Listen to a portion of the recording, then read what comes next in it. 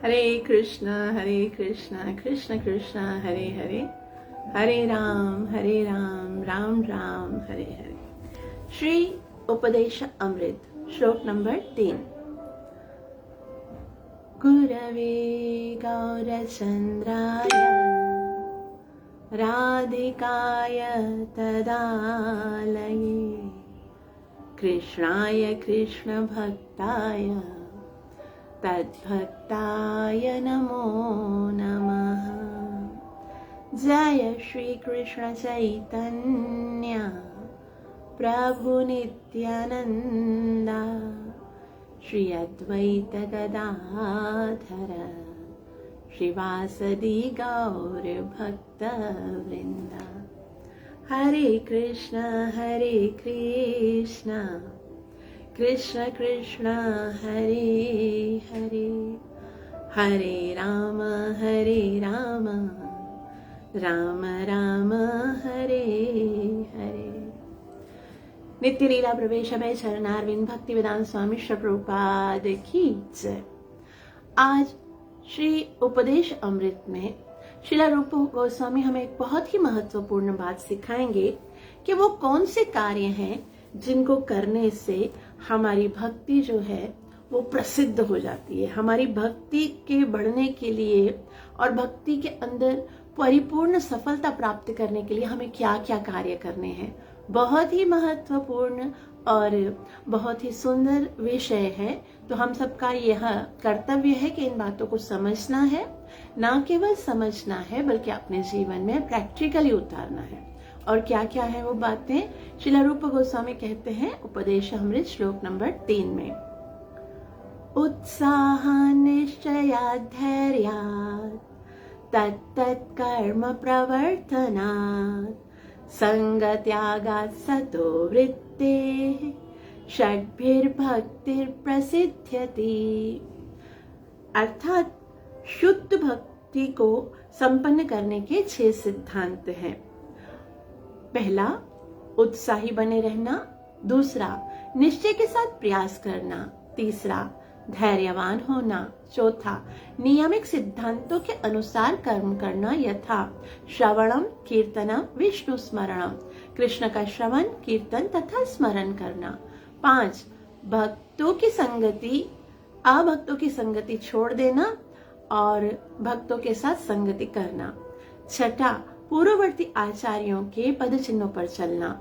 ये 6 सिद्धांत निस्संदेह शुद्ध भक्ति की पूर्ण सफलता के प्रति आश्वस्त करते हैं।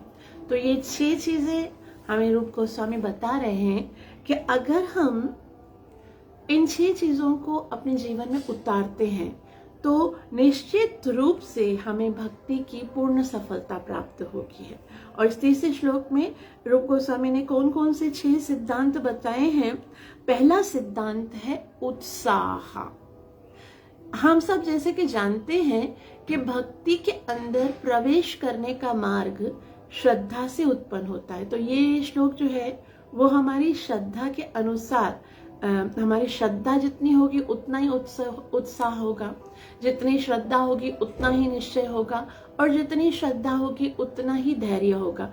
तो ये सारा जो है वो डिपेंड करता है हमारी श्रद्धा पे। और श्रद्धा के साथ अगर हमारे पास श्रद्धा है, देखते हैं हम सबके अंदर भगवान के प्रति श्रद्धा है, लेकिन बस वो श्रद्धा तक लिमिटेड है। श्रद्धा तो पहली स्टेप है ना, उससे हमें आगे बढ़ना है। श्रद्धा के सहारे सहारे भक्ति के रास्ते पर चलना है। और उसके अंदर क्या करना है, उत्साह। देखो, हम भौतिक जगत में भी जब कोई कार्य करते हैं, जैसे कोई बिजनेस करते हैं, स्टूडेंट्स जब स्टडी करते हैं, विद्यार्थी जब एग्जाम देते हैं, जो भी होता है किसी भी फील्ड में, जब हम आगे उन्नति करना चाहते हैं तो केवल इतनी श्रद्धा रखना थोड़ी काफी है कि मुझे ये पसंद है ये फील्ड और मुझे इस पर विश्वास है। श्रद्धा के साथ साथ क्या करना है, उत्साह के साथ कार्य करना है। अगर कोई बिजनेसमैन है, उसे पता है मेरा बिजनेस बहुत परफेक्ट है और मुझे इस पर पूरा विश्वास है कि मेरा जो है ना परिवार इससे सुखी रहेगा, धन अर्जित करूंगा, लेकिन अगर उत्साह के साथ कार्य नहीं करेगा तो ठप हो जाएगा ना। उसी तरह से हमारी श्रद्धा जैसे है उसी अनुसार हमको उत्साह के साथ कार्य करना है। और भक्ति का क्या मतलब होता है? भक्ति का मतलब होता है, श्री रूप गोस्वामी बहुत ही सुंदर बताते हैं कि भक्ति का अर्थ है भगवान की प्रेम पूर्वक सेवा करना। अगर हमारी श्रद्धा है, हम मानते हैं भगवान है और भगवान परम सत्य है, भगवान ही हमारे सुहृद हैं, तो हमें उनकी प्रेम प्राप्ति के लिए कुछ तो करना होगा। प्रेम के साथ भगवान की सेवा करनी होगी। श्रील रूप गोस्वामी भक्ति रसामृत में उत्तम भक्ति की परिभाषा बताते हैं। क्या कहते हैं? वो कहते हैं भक्ति का मतलब क्या है? अन्याभिलाषिता शून्यम ज्ञान कर्माध्यनावृतम अनुकूलेन कृष्णानुशीलनम भक्तिरुत्तमा। उत्तम भक्त वह है जो सारी भौतिक अभिलाषाओं से शून्य है। अन्य अभिलाषिता शून्यम। और कौन सी है? चाहे वो ज्ञान है, भौतिक ज्ञान प्राप्त करना, या फिर कर्म के फलों को प्राप्त करना। अगर भौतिक सुख चाहता है, या फिर मोक्ष चाहता है, या फिर ब्रह्म में विलीन होना चाहता है, या योग के द्वारा सिद्धि प्राप्त करना चाहता है, ये सभी व्यक्ति जो हैं वो शुद्ध भक्त नहीं है। वो तो वस्तुओं की चाहना करते हैं ना। शुद्ध भक्त का मतलब होता है ज्ञान कर्माध्यनावृतम। उसे किसी अन्य वस्तु की कोई आवश्यकता नहीं है, कोई इच्छा नहीं है, क्योंकि भुक्ति मुक्ति सिद्धि कामी सकलेर अशांत कृष्ण भक्त निष्काम अतएव शांत। भुक्ति मुक्ति सिद्धि कामी सब अशांत होते हैं। यदि जीवन में शांति प्राप्त करनी है तो केवल कृष्ण भक्त ही शांति प्राप्त कर सकता है। इसीलिए यहाँ पर श्री रूप गोस्वामी कहते हैं कि एकमात्र भक्त जो है उसकी एक ही अभिलाषा होती है। क्या? अनुकूलेन कृष्णानु, यानी उसे कृष्णा की प्रसन्नता के लिए कार्य करना। उसका और कोई उद्देश्य नहीं है, केवल अनुकूलेन कृष्णानु अनुशीलनम। उसका प्रयोजन क्या होता है? उसका प्रयोजन ये होता है कि मुझे कृष्ण को प्रसन्न करना है। फिर उसके लिए उसको क्या करना पड़ता है? अनुशीलन करना पड़ता है। अनुशीलन का मतलब क्या होता है? कि कोई कार्य करना है। भक्ति एक प्रकार का अनुशीलन है, प्रैक्टिकल है भक्ति। खाली बोल देना थोड़ी काफी है मैं भगवान का भगत हूँ। अगर भगत है तो फिर हमें कुछ न कुछ कार्य करने पड़ते हैं, और उसको कहते हैं, वो कार्य कौन से हैं? वो कार्य जो भक्ति इसको अभिदेह कहते हैं। और वो कार्य करना उत्साह के साथ, इसी से हम भक्ति में आगे बढ़ सकेंगे। कृष्ण की प्रसन्नता के लिए कार्य करना। और कृष्ण भावनामृत में बुद्धि पूर्वक किया गया प्रयास, उससे उत्साह कहते हैं। बुद्धि के साथ, ऐसा नहीं बेवकूफी के साथ हम कार्य करें, जब दिल करे जो जैसा करे, नहीं। बुद्धि जो हमें दी गई है शास्त्रों के अनुसार, गुरु और आचार्य के जो निर्देशन है उनके अनुसार जो हम कार्य करते हैं उसको उत्साह कहते हैं।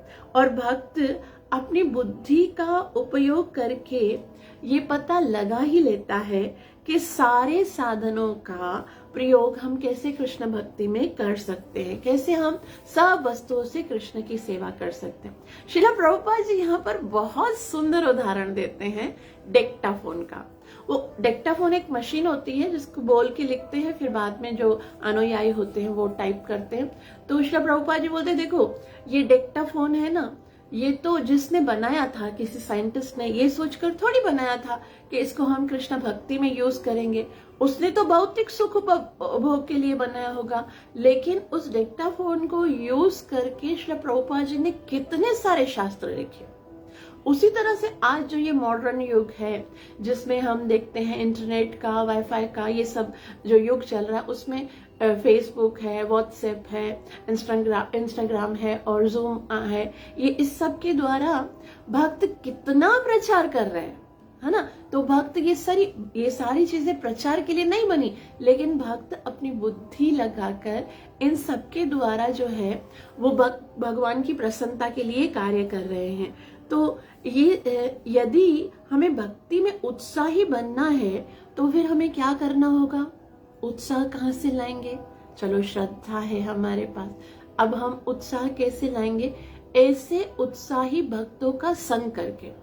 ऐसे डल भक्तों का संग नहीं करना चाहिए जो बस खाली खाते हैं और सोते हैं और फिर कभी कभी नाम जप कर लेते हैं। नहीं, हमें ऐसे उत्साही भक्तों का संग करना चाहिए जो कि स्वयं उत्साह के साथ भगवान की सेवा करते हैं, और जो कुछ भी है इस भौतिक जगत में उनके पास, जो भी एबिलिटी है, जो भी वस्तुएं हैं, उनको भगवान कृष्ण की सेवा में लगाते, क्योंकि जो कुछ भी है वो आखिर तो भगवान श्री कृष्ण का है ना। कृष्ण से विलग तो कुछ भी नहीं है। भगवान श्री कृष्ण भगवत गीता 9.14 में कहते हैं, मया ततमिदं सर्वं जगदव्यक्तं मूर्तिना मत्सानि सर्वभूतानि न चाहं तेष्वस्थितः।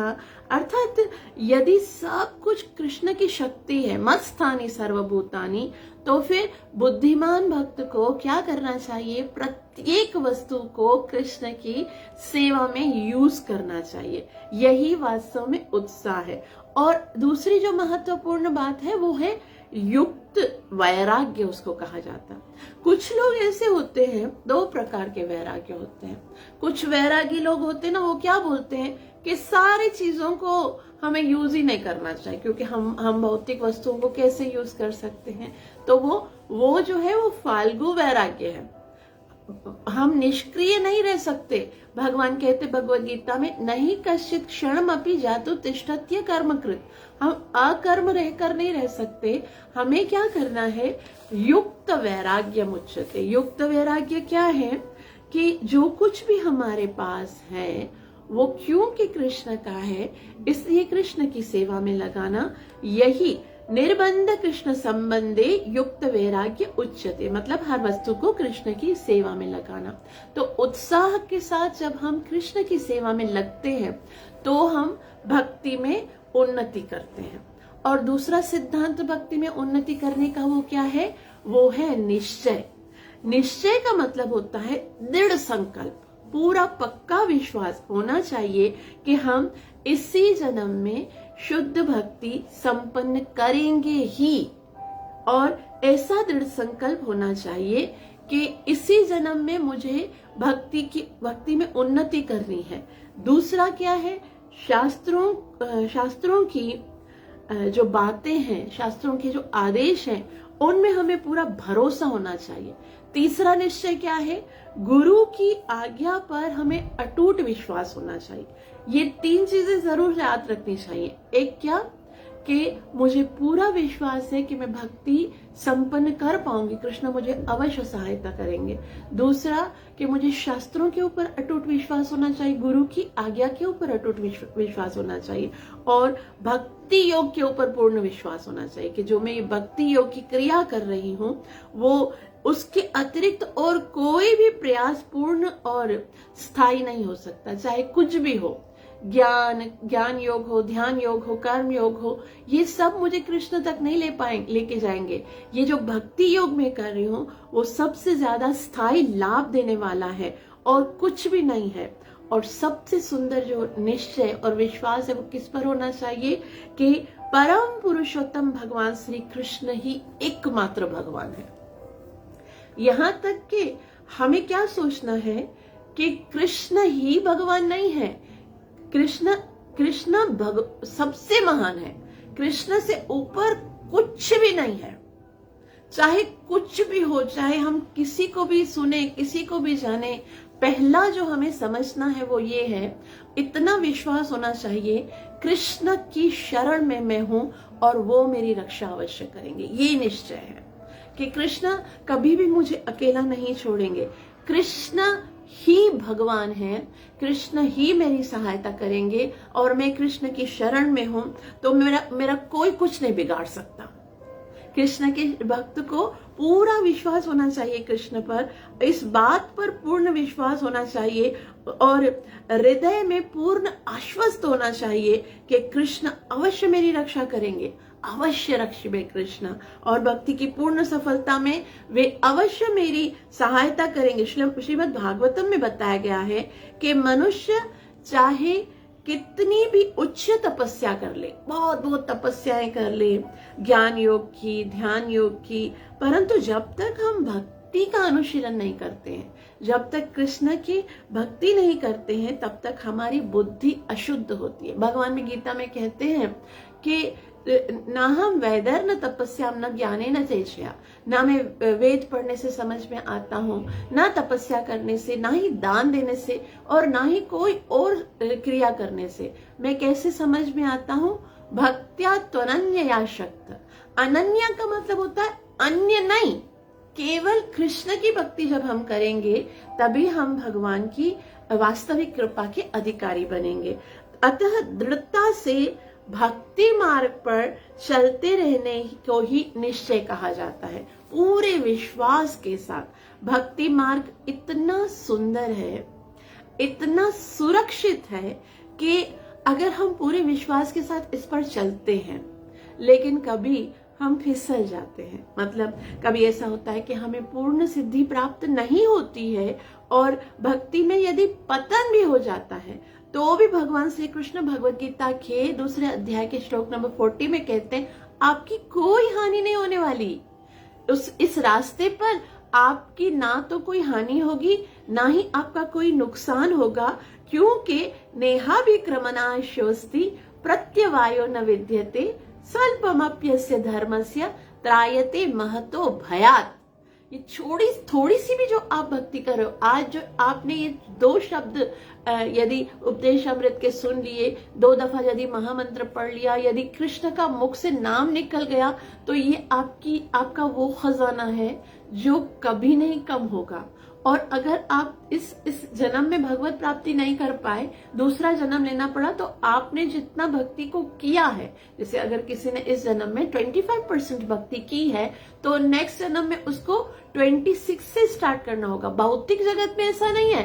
भौतिक जगत में आप बड़े डिग्रियां ले लो, भले PhD कर लो, भले IIT कर लो, भले आप CA कर लो, जो भी करोगे, नेक्स्ट बर्थ में जब आप आओगे तो A for एप्पल से शुरू करना पड़ेगा। लेकिन भक्ति में ऐसा नहीं है। भक्ति जहां तक आपने कर ली, अब आपको आगे बढ़ना है। भक्ति बहुत सुरक्षित है, यहाँ तक कि भगवान भगवद गीता में कहते हैं कि यदि आप भक्ति के पद पर, अव्वल तो कृष्ण कहते हैं न मे भक्त प्रणश्यति, के भक्त का कभी भी विनाश नहीं होता, लेकिन यदि भक्ति का जो वास्तविक गोल है वो है कृष्ण प्रेम की प्राप्ति, वो नहीं प्राप्त होता है, तो भी भगवान कहते हैं कि दोबारा जब जन्म मिलेगा, पहले तो आप बहुत समय तक बहुत ऐश्वर्य भोगोगे स्वर्ग का, भक्ति में फेल होने वाले को स्वर्ग मिलेगा, और फिर वहां पर आनंद से रहने के बाद इस भौतिक जगत में भी बहुत सुंदर जन्म मिलेगा, जहां पर आप सरलता से भक्ति संपन्न कर सकोगे। तो भक्ति का मार्ग इतना सुंदर और इतना सुरक्षित है, इसलिए हमें पूरा का पूरा विश्वास रहना चाहिए कि इसी मार्ग पर चलकर मैं अवश्य एक दिन कृष्ण को प्राप्त कर लूंगी। लेकिन उस भक्ति के मार्ग पर चलने के लिए जो तीसरा सिद्धांत है वो बहुत महत्वपूर्ण है, और वो क्या है? धैर्य। वास्तव में भक्तों, शुद्ध भक्ति संपन्न करने के लिए धैर्य की बहुत आवश्यकता होती है। हमें कभी अधीर नहीं होना चाहिए कि भाई मैं 4 साल से भक्ति कर रहा हूं, मैं 10 साल से भक्ति कर रहा हूं, मैं 15 साल से भक्ति कर रहा हूं। भक्ति में कभी अधीर नहीं होना चाहिए, और ज्यादा समय तक हम अगर अधीर हो जाएंगे तो भक्ति नहीं कर पाएंगे, टिक नहीं पाएंगे। हमें गुरु से उपदेश लेकर भगवान श्री कृष्ण की कृपा पर पूर्ण समर्पित होकर धैर्य पूर्वक भगवान की भक्ति का अनुशीलन करना चाहिए। श्रील प्रभुपाद जी इस श्लोक में के तात्पर्य में बताते हैं, बहुत ही सुंदर एक उदाहरण देते हैं एक नव विवाहिता कन्या का, कि एक नव विवाहिता जो कन्या है, जब वो विवाह करके आती है तो उसके मन में होता है कि अब मुझे पुत्र उत्पन्न होगा। वो अपने जो पति के साथ बहुत प्रेम भी करती है, उत्साह के साथ उसकी सेवा करती है, निश्चय होता है उसको, लेकिन उसको पुत्र प्राप्ति के लिए प्रतीक्षा करनी पड़ेगी। आज विवाह हुआ तो कल उसको पुत्र थोड़ी मिलेगा, उसके लिए तो उसको बहुत समय इंतजार करना पड़ेगा ना। तभी तो उसी तरह से जब अगर हम किसी जमीन में बीज लगाते हैं, आम का बीज लगाते हैं, और हम सोचते भाई मैंने अभी बीज लगाया ना, अभी मुझे मैंगो चाहिए, तो ऐसा संभव नहीं है। उसके लिए हमें अवश्य प्रतीक्षा करनी पड़ेगी, क्योंकि धीरे धीरे समय के साथ फल मिलेगा। उस और धैर्य की एक बहुत ही सुंदर एग्जाम्पल हमें मिलती है रामायण की शबरी माता से। शबरी माता जब कन्या थी ना, तब वो मातंग ऋषि के पास गई थी और उनके गुरु महाराज ने उन्हें कहा था, शबरी एक दिन रामचंद्र यहाँ पर आएंगे तुम्हें दर्शन देने के लिए। तब तो वो कितनी छोटी थी, और हम देखते हैं जिस दिन उनके गुरु महाराज ने उनको ये आदेश दिया, उसी दिन से वो राम के आने की प्रतीक्षा करती थी। रोज अपने घर को सजाती थी, साफ करती थी, रोज पानी भर के आती थी, रोज फूलों से डेकोरेशन करती थी, जंगल में जाती थी, मधुर फल लेकर आती थी, पूरे रास्ते को साफ करती थी, कांटे पत्थर हटाती थी और यही सोचती थी आज मेरे राम आएंगे, आज मेरे राम आएंगे। और ऐसा करते करते करते वो बूढ़ी हो गई। तब राम जी आए। आपको पता है त्रेता युग में एक व्यक्ति की आयु 1,00,000 वर्ष की होती थी। अब हम सोच सकते हैं जब वो कन्या थी और अब बूढ़ी हो गई है तो कितने हजारों वर्ष बीत गए होंगे, तब कहीं जाकर राम जी ने दर्शन लिया। लेकिन वो अधीर नहीं हुई, धैर्य के साथ अपने गुरु महाराज के वचन को याद करते हुए कंटिन्यूअस इस बात पर पूरा विश्वास रखा, पूरी अगर वो अधीर हो जाती तो क्या इतना समय इंतजार कर पाती?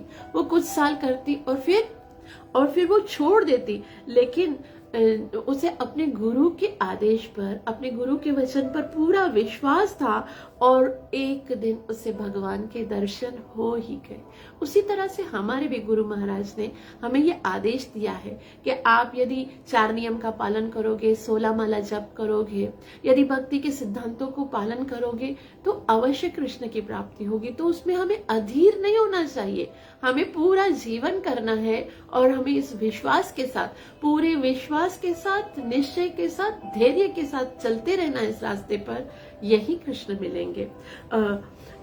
इसलिए यहाँ पर भक्तिमय सेवा इतनी शक्तिशाली है कि यदि कोई उत्साही, निश्चय और धैर्य के साथ प्रयास करने लगता है तो अवश्य ही वो चरम सफलता की ओर बहुत स्वतः ही आगे खींचता चला जाता है। तो इसलिए दृढ़ निश्चय के साथ, उत्साह और धैर्य के साथ कार्य करना चाहिए। और चौथा सिद्धांत जो भक्ति में उन्नति करने का है, जो भक्ति को संपन्न करने का है, वो क्या है? वो है तत् कर्म प्रवर्तनात्, है ना? उत्साह, निश्चय, धैर्य, तत्त कर्म प्रवर्तनात्। तो इसका क्या मतलब है? इसका मतलब है नियामिक सिद्धांतों के अनुसार कार्य करना। जो हमें नियम बताए गए हैं ना, उनके अनुसार कार्य करना है। भक्ति में मनमानी नहीं चलती है कि मेरा दिल करेगा तो मैं आज 16 माला करूंगी, मेरा दिल करेगा तो आज माला नहीं करूंगी, मेरी मर्जी होगी तो मंगला पे उठूंगी 5 बजे और मेरी मर्जी होगी तो 10 बजे मंगल नहीं। जो नियामिक सिद्धांत हमें दिए हैं उनके अनुसार चलना है और उनमें उनका कठोरता से पालन करना है। कुछ विधि विधान है हमारी भक्ति में जो कि हमें आगे लेके जाते हैं। और तत्त कर्म प्रवर्तनात् के 2 पहलू होते हैं। 2 पहलू कौन से हैं? एक होता है यम और दूसरा होता है नियम। यम का मतलब होता है जो हमें नहीं करने हैं और नियम का मतलब होता है जो हमें हर सूरत में करने हैं। तो ये 2 कार्य हैं, इनको तत्त कर्म प्रवर्तनात् कहते हैं। तो यम कौन से हैं? 4 यम हैं जो हमें बिल्कुल नहीं करने। अगर कोई भक्ति में उन्नति करना चाहता है तो इनमें से एक भी कार्य अगर हम करते हैं उसमें या फिर उसमें शिथिलता बरतते हैं तो हमारी भक्ति कभी भी आगे नहीं बढ़ सकेगी। और वो कौन से हैं? 4 यम हैं कि मांसाहार ना करना, नशा ना करना, जुआ ना खेलना और अवैध यौन संग ना करना। ये 4 चीजें, no meat eating, no intoxication, no illicit sex, no gambling. ये 4 चीजें अगर कोई करता है तो वो भक्ति के रास्ते में कभी नहीं बढ़ सकता। इसीलिए हमको ये 4 यम को बहुत सावधानी से हमें इनके ऊपर देखना है कि हमसे कोई ऐसा कार्य ना हो जाए। क्योंकि यम बोला जाता है ना, यम को हम कैसे याद कर सकते हैं कि देखो अगर हम भक्त हैं तो हमारी मृत्यु के बाद भगवान के पार्षद लेने आएंगे, लेकिन अगर हम इन यम को नहीं पालन करेंगे तो फिर यम का डंडा खाना पड़ेगा, भगवान के पास शब्द लेने नहीं आएंगे। और उसके बाद है नियम। नियम में सबसे पहला नियम क्या है? 16 माला जप करना। हरे कृष्ण महामंत्र की 16 माला जप करना ये सबसे बड़ा नियम है। और उसके साथ साथ में क्या करना है? नवविधा भक्ति, जो नवधा भक्ति जिसको कहते हैं, वो भक्ति संपन्न करना हमारा नियम है। क्या करना है? पहला है श्रवण, और शुद्ध श्रवण किससे सुनना है? आज हम बहुत ही मासूमियत के साथ किसी को भी बिठा के हम सुनना शुरू कर देते हैं, लेकिन श्रवण हमें किससे करना है? जो प्रामाणिक शुद्ध वैष्णव परंपरा से आए हुए हैं, हमें भगवत प्रेम प्रदान कर सकते हैं, उन्हीं से हमें सुनना है। और क्योंकि वो भगवान की ओर आकर्षित होते हैं, उनका उद्देश्य भगवान के साथ प्रेम करना, भगवान प्रेम को प्राप्त करना। और वो जब हम ऐसे भक्तों से सुनते हैं तो हमारे हृदय में भी भगवान के लिए प्रेम की उन्नति होती है। लेकिन अगर हम कुछ ऐसे लोगों के साथ सुनते हैं जो खुद भगवान से प्रेम नहीं करते, उनका प्रचार करने का केवल एक ही उद्देश्य होता है कि लोग मुझे सराहें, लोग मुझे अप्रिशिएट करें, लोग मुझे बोले कि वाह कितना अच्छा प्रचार करता है, या मैं गुरु बन के बैठ जाऊं, या कुछ धन प्राप्त करने के लिए, अगर कोई ऐसे लोगों के साथ से श्रवण करेगा तो वो कभी शुद्ध भक्त नहीं बन पाएगा। याद रखिए, जिससे हम सुनेंगे ना, वो उनके ही संस्कार हमारे अंदर आएंगे। तो श्रवण हमें शुद्ध भक्तों से सुनना चाहिए। और श्रवण के आचार्य कौन है? श्रवण के आचार्य हैं परीक्षित महाराज। 7 दिन तक ना उन्होंने कुछ खाया, ना उन्होंने कुछ पिया, कंटिन्यूअस वो भगवान कृष्ण की कथा सुन रहे थे। और दूसरे नवदा भक्ति में दूसरा क्या है? कीर्तनम। कीर्तनम सुखदेव गोस्वामी, जिन्होंने 7 दिन तक उन्हें भगवान की कथा सुनाई। कीर्तन 2 तरह से किया जाता है। एक तो मृदंग और ढोल के साथ हरे कृष्ण महामंत्र का संकीर्तन किया जाता है, और दूसरा भगवान की कथाओं का कीर्तन करना, गुणगान करना भी कीर्तन कहलाता है। तीसरा है स्मरणम, और स्मरण के आचार्य हैं प्रहलाद महाराज, जो कंटिन्यूअस भगवान को स्मरण करते थे। चौथा है पाद सेवनम, और पाद सेवनम के आचार्य हैं लक्ष्मी महारानी, और लक्ष्मी महारानी जो है वो सदैव भगवान के चरणों की सेवा करती हैं। 5वां है अर्चनम। अर्चनम का मतलब होता है भगवान की पूजा करना। पृथु महाराज अर्चनम के आचार्य हैं। और उसके बाद है वंदनम। वंदनम के आचार्य कौन है? अक्रूर जी। और उसके बाद है दास्यम। दास्यम के आचार्य कौन है? हनुमान जी। सख्यम। सख्यम के आचार्य हैं अर्जुन। और उसके बाद है आत्मनिवेदनम। आत्मनिवेदनम का मतलब है अपना सब कुछ भगवान को दे देना, और उनके आचार्य हैं बलि महाराज। बलि महाराज को हालांकि शुक्राचार्य उनके गुरु महाराज ने बोला भी था कि देखो ये कोई साधारण वामन नहीं है, ये तो साक्षात भगवान है। तब बलि महाराज कहने लगे, वो भगवान जो प्रत्येक जीव को देते हैं, आज वो मेरे घर में कुछ मांगने के लिए आए हैं, तो मैं कैसे उन्हें अपना सर्वस्व ना दूं। तो ऐसा कहा जाता है, यदि गुरु भी यदि हमें भगवान की भक्ति से मना करते हैं, ऐसे हैं कोई। अच्छा, एक व्यक्ति को मैंने बोला आपको नॉन वेजिटेरियन नहीं खाना चाहिए क्योंकि कृष्ण को पसंद नहीं है, तो उसने कहा, मेरे गुरु महाराज ने कहा तुम खाया करो, तुम मेरे गुरु का आदेश है इसलिए मैं खाता हूं। तो ऐसे गुरु को गुरु स्वीकार ही नहीं करना चाहिए जो हमें भगवान के आदेशों का पालन करने से रोके। बोला मेरे गुरु महाराज ने बोला इसलिए मुझे जरूरी खाना पड़ेगा। तो असल में जैसे शुक्राचार्य ने बोला कि भाई आपको है ना भगवान को नहीं देना चाहिए, तो उसने बोला क्यों, मैं भगवान की सेवा तो जरूर करूंगा। तो इस तरह से अगर हम तत्त कर्म प्रवर्तना, जो कार्य विधि विधान है उनको पालन करेंगे तो हम बहुत ही शीघ्रता से भक्ति में उन्नति करेंगे। और 5वां सिद्धांत है संग त्याग। संग त्याग का मतलब होता है अभक्तों का संग त्यागना। अभी उपदेशामृत के दूसरे श्लोक में भी हमने कल पढ़ा, जिसके अंदर श्री रूप गोस्वामी कहते हैं जन संगस्य, यानी अभक्तों का संग नहीं करना चाहिए। और आज भी उपदेश अमृत के इस तीसरे श्लोक में श्रील रूप गोस्वामी कहते हैं संग त्याग, अर्थात ये कितना महत्वपूर्ण है भक्ति के लिए, क्योंकि जैसे जैसे भक्तों का हम संग करेंगे, जिस जिस व्यक्ति का हम संग करेंगे, वैसे वैसे गुण हमारे अंदर आएंगे। इसलिए हमें सबसे पहली जो नजर रखनी है वो हमारी संगति में। एक बार चैतन्य महाप्रभु से किसी ने पूछा कि वैष्णव का क्या आचार है, तो महाप्रभु ने कहा असत संग त्याग यही वैष्णव आचार। सब वैष्णव का आचार क्या है कि वो असत संग का त्याग करता है, अर्थात वो कभी भी अभक्तों का संग नहीं करता है। इसीलिए हमको अब अगर भक्त बनना है, उन्नति करनी है, जैसे कहा जाता है कि यदि हम शराबी का संग करेंगे तो शराबी बन जाएंगे, है ना। अगर डॉक्टर का संग करेंगे तो धीरे धीरे डॉक्टर बनने की इच्छा मन में उत्पन्न होगी, और अगर हम अभक्तों का संग करेंगे तो हमारी भक्ति का विनाश हो जाएगा। अर्थात उन व्यक्तियों को जिनको कृष्ण भावना में कोई रुचि नहीं है, उन व्यक्तियों का हमें कभी भी संग नहीं करना चाहिए। क्योंकि अगर कोई कोमल श्रद्धा वाले होते हैं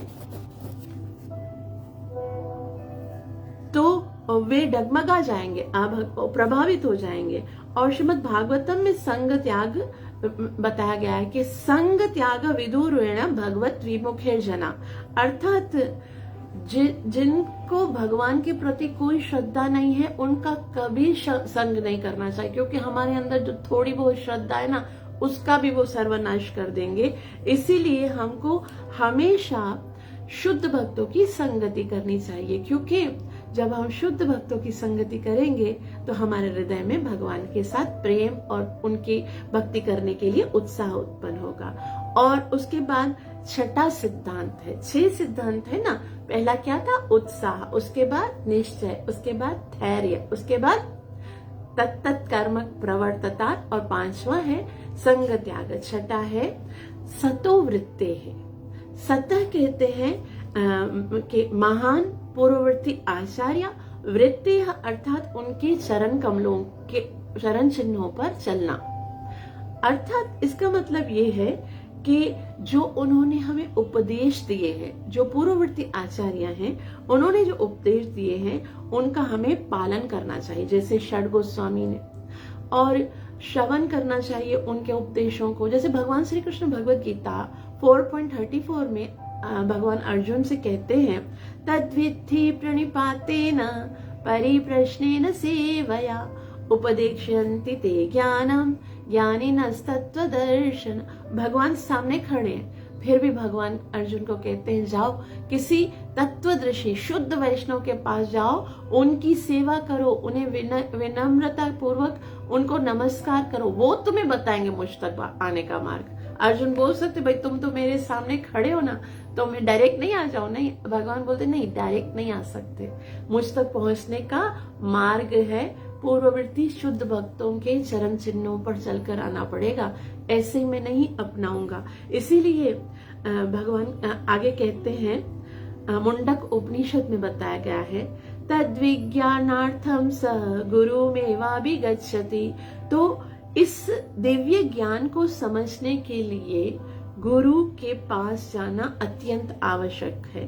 चैतन्य महाप्रभु कहते हैं कि जो व्यक्ति बहुत गंभीर होता है, बहुत ज्यादा सौभाग्यशाली होता है, उससे ही गुरु प्राप्त होते हैं, इससे शुद्ध गुरु प्राप्त होते हैं। वैसे तो सबके गुरु होते हैं, लेकिन महाप्रभु कहते हैं ब्रह्मांड भ्रमीयते कौन भाग्यवान जीव, गुरु कृष्ण प्रसाद पाए भक्ति लता भी। कि गुरु और कृष्ण की कृपा जब प्राप्त होती है तभी किसी को भाग्यवान को, किसी को शुद्ध भक्ति का बीज प्राप्त होता है। और जब हमें किसी शुद्ध वैष्णव का आश्रय प्राप्त हो जाता है तो कृष्ण जो है वो हमें बहुत सरलता से मिल जाते हैं। वरना तो फिर क्या होता है, ये जीव आत्मा ब्रह्मांड भ्रमीयते, एक लोक से दूसरे लोक में, एक योनि से दूसरे योनि में जो है वो घूमता रहता है। लेकिन जब भगवान को उस पर कृपा करनी होती है तो सौभाग्यशाली जीव को एक शुद्ध वैष्णव गुरु, एक प्रामाणिक गुरु की शरण प्राप्त होती है। जैसा कि जैसे अगर हम ना कोई भी कार्य करना चाहते हैं तो हम उसके लिए हमें कोई एक्सपर्ट व्यक्ति की आवश्यकता होती है ना। अगर हम अच्छा वकील बनना चाहते हैं, बहुत अच्छा लॉयर बनना चाहते हैं, तो एक एक्सपर्ट वकील के अंडर में रहकर उनकी इंस्ट्रक्शंस के अनुसार हमें कार्य करना पड़ता है। और अगर हम एक्सपर्ट सर्जन बनना चाहते हैं तो फिर एक एक्सपर्ट सर्जन के अंदर में रहकर कार्य करना होगा। लेकिन जब भक्ति की बात आती है तो हमको लगता है कि भाई वो तो हम खुद ही संपन्न कर सकते हैं, उसके लिए मुझे किसी की गाइडलाइंस की या फिर किसी के अंडर में रहकर कार्य करने की आवश्यकता नहीं। लेकिन जब भौतिक कार्यों को करने के लिए हमें किसी की गाइडलाइन की आवश्यकता होती है तो सोचो, भक्ति तो आध्यात्मिक कार्य है, उसके लिए तो हमें और भी ज्यादा सतर्क रहना चाहिए। तो भक्ति जो है, महान भक्तों के संग में जब उनके आदेशों का हम पालन करते हैं तो अवश्य हम बहुत ही तीव्रता के साथ भक्ति में आगे बढ़ते हैं। तो ये 6 सिद्धांत हमने पढ़े, जिसके कारण जो है वो हम बहुत ही सरलता से भक्ति के पथ पर आगे बढ़ सकते हैं। वो कौन कौन से हैं? उत्साह। उत्साह का मतलब क्या है? बहुत ही उत्साह के साथ प्रत्येक वस्तु को भगवान की सेवा में लगाना। और निश्चय क्या होना चाहिए? जो मैं भक्ति पथ पर चल रहा हूँ वो भक्ति पथ सबसे सर्वश्रेष्ठ है और इसी पर चलकर मुझे अवश्य कृष्ण प्रेम की प्राप्ति होगी। उत्साह, निश्चय और धैर्य, कभी भी अधीर नहीं होना है। समय चाहे जितना भी लगे, लेकिन हमें उसी रास्ते पर चलना है।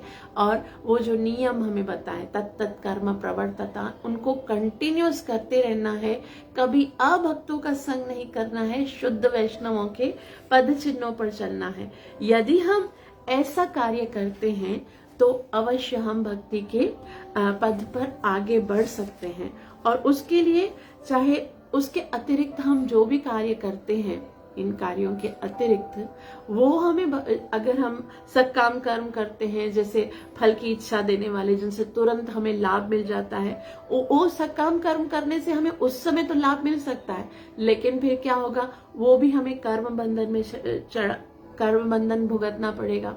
और यदि हम योग सिद्धि चाहते हैं तो योग सिद्धि भी जो है वो भौतिक पूर्णता तो उससे मिलती है, लेकिन फिर उसके अंदर भगवान की भक्ति नहीं है, भगवान के अंदर नहीं है, तो हमें कभी भी आनंद नहीं दे सकती।